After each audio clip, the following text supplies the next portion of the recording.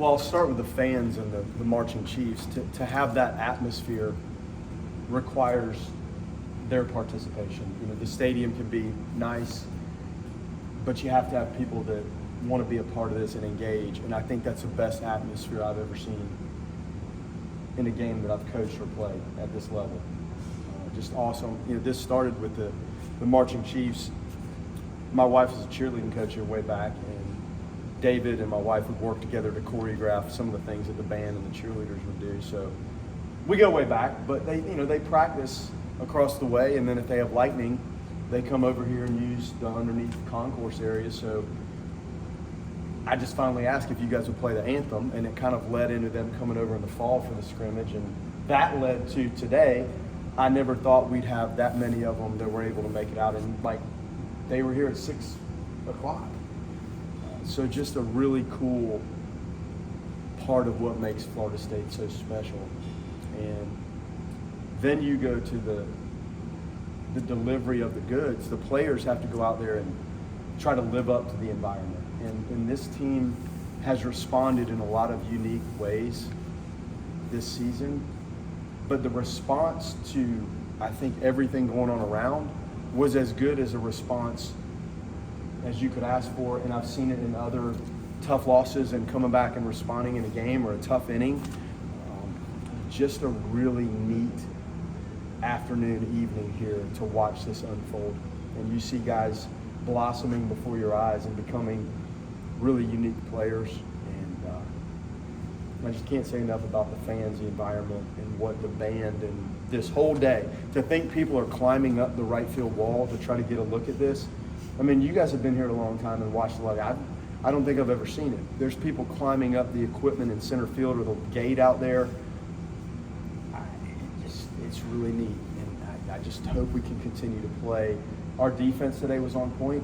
The offense was obviously clean top to bottom, and there were sporadic moments of really sharp pitching. And John learned right out of the gate, like fastballs in the middle of the plate in this setting, like it was electric. The guys were amped up both sides, and you could tell that from the first couple pitches. So he learned a lesson in it, but I thought he settled down and did fine. And then Army settled the game, and Rowan's still trying to figure it out a little bit. There were flashes today, and Holtz got the breaking ball going. And I don't even know where to start offensively.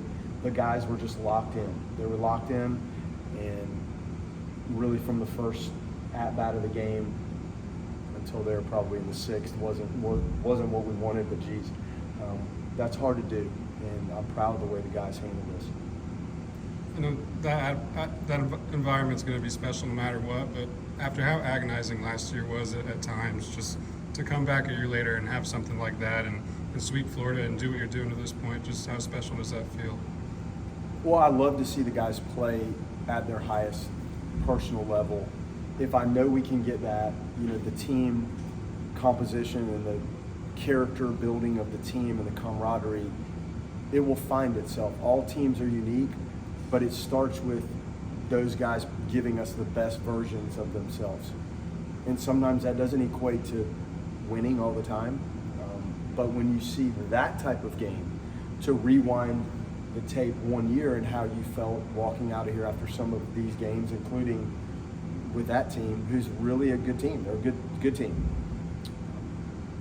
It says a lot about the guys, the composition of the roster, trying to piece it together and put people in the right spots. That's what we're charged with doing, and it was fun to watch it play out like that today, no doubt.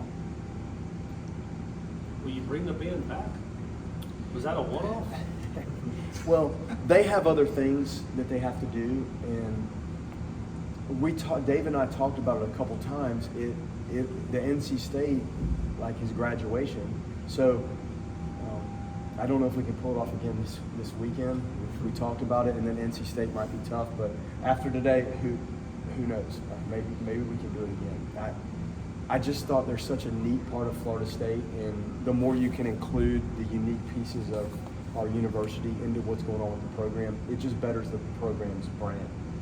And that's what happened today. And I hope we got good footage, I'm sure we did, of what that felt like and looked like.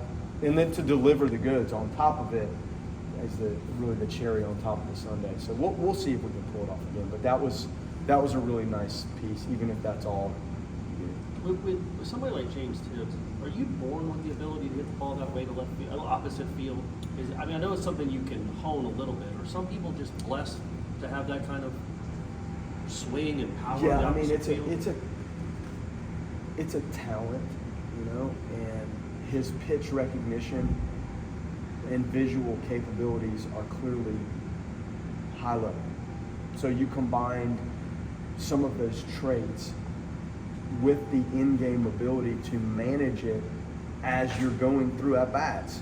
That's a whole nother dimension to it. And that's what separates really the ones that can consistently be elite at it and ones that have some similar physical characteristics but can't mentally string the at-bat and the pitch decision together day in and day out and day in and day out. This game is a relentless challenge, and there's highs and lows. Coping with being 3 for 3, coping with being 0 for 6. You have to manage all of that and keep an even keel, but have the intensity and the pitch-by-pitch management of the at-bats. And he does it. He gets into a very good position to hit. He's strong. He's athletic. So he checks every box in terms of what elite hitters are capable of doing. Some of that, you know, people may never. I didn't have it. Like, I didn't have all those characteristics, and I know that. But he does, and he works at it, and he kind of stays on course with the at-bats. I don't see him get too high, too low. He just keeps grinding. Even though you're not always going to have the result you want, the result statistically may not match the result, like with the approach and the swing decisions. Coach, you mentioned Armstrong. He comes into the game, bases loaded, nobody out, and still a close game at that point. Because how important was he to go and retire 9 in a row? It was big, and you know you've got a few experienced guys. I don't know how many experienced this type of setting before, but you know he has. So when that game needed settling, we felt like we wanted to use him, and then we had a couple other guys, and then we wanted to start some of the other pitchers in a clean inning if we could do it. And it lined up where it made sense for Army at that point to settle the game. We don't want to necessarily hold people for like a late inning situation because you have to sometimes hit with that. And today, snuffing it out a little bit might have allowed you to get to the point where you pushed it to a pretty sizable lead. So when you use them, in some respects, revolves around like the experience and the trust level and who can do what in those situations. And he did a good job. How much of a weapon do you feel like Holtz's breaking ball is becoming now? It's really good. It's tremendous spin, hard. He's confident with it. He's actually started to throw his fastball at a higher rate for strikes, and he's got a really good changeup. But man, it's a weapon, and it lined up today that we got him in there. And I think, I don't know if it's the first. He had a little string of lefties that he got to face, which is a nice thing. But that breaking ball is so good, we need to evolve past him being like a left-on-left guy, and as he continues to ram that breaking ball in there, it's effective against both. The key is lately, he's been in the zone with that and has shown his fastball pretty good too. You touched on it a little bit, but and there's a lot of stuff left to accomplish this season, obviously, including on the series this weekend. But for the guys that were here last year, that are here this year, to be able to experience tonight, how gratifying is that as a coach for them to be able to sing the fight song and celebrate like that, and have a win like that, a crowd like that? Yeah, you step back and look at what they did today, and some of them that had a lot of growing pains last year, young group. It's why you coach. You're trying to watch these guys play maybe better than they thought they could play. That's what I like. I like to watch guys overachieve. They have to work at it. They have to work in this weight room, in the cages, in the bullpen to get that. But that's the essence of why you do this. Can you move them along and push them to become the best versions of themselves? And in a lot of cases, they might do things that they weren't sure they could actually do when they set out on this journey and coming into to play college baseball. And I saw that today, and it was really cool. Like, and I stepped back and watched them over there with the Marching Chiefs. Right, man, this is why I do it. And they tasted themselves probably doing things that they didn't know they could do. But the energy and the environment, all of those things lined up, and their focus was second to none today. And it tells them a little bit, you're not always going to have that result, but the level of concentration and focus after a miserably tough trip back here to not get out of Boston and sit in Charlotte and wait, and get back here at 2:30 in the morning. Was that yesterday? Yeah. To watch them go out and do that, I don't know that I've ever seen them, and they played above themselves. Let's go 2 more for Lane.